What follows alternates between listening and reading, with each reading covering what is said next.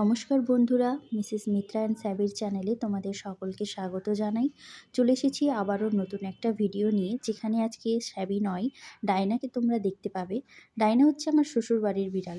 আসলে আমার যখন বিয়ে হয় তার কয়েক মাস পরেই ডায়না হয়, এবং ডায়নার সাথে আরও দুটো ভাই বোনও হয়েছিল, তবে এখন বর্তমানে ডায়নাই বেঁচে আছে। তা তো আমরা পরবর্তীকালে কাজের সূত্রে যেহেতু দূরে চলে আসি, তো অনেকদিন পর পর আমাদের বাড়ি ফেরা হয়।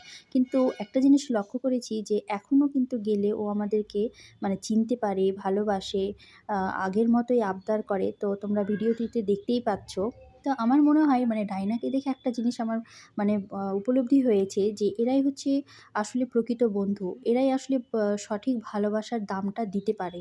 দেখো, তোমরাই দেখো, মানে ও এতদিন পরে দেখলেও কিন্তু আগের মতোই করে। মানুষ কিন্তু এক্ষেত্রে কিন্তু অনেকটাই আলাদা। মানুষকে যতই ভালোবাসো, মানুষ কিন্তু সেই ভালোবাসার দাম যথাযথভাবে কিন্তু দিতে পারে না। কিন্তু একটা পশুকে কিন্তু ভালোবাসা দিলে তারা কিন্তু সেই ভালোবাসাটা বোঝে। তো তোমাদের এ বিষয়ে কি মতামত কমেন্ট করে জানিও। আর ভিডিওটি ভালো লাগলে একটি লাইক করো, নতুন থাকলে সাবস্ক্রাইব করো, এবং আমাদের এভাবেই পাশে থেকো। তো আজকের মতো এখানেই শেষ। আবার দেখা হবে নতুন একটি ভিডিওতে। তোমরা সবাই খুব ভালো থেকো। Thank you.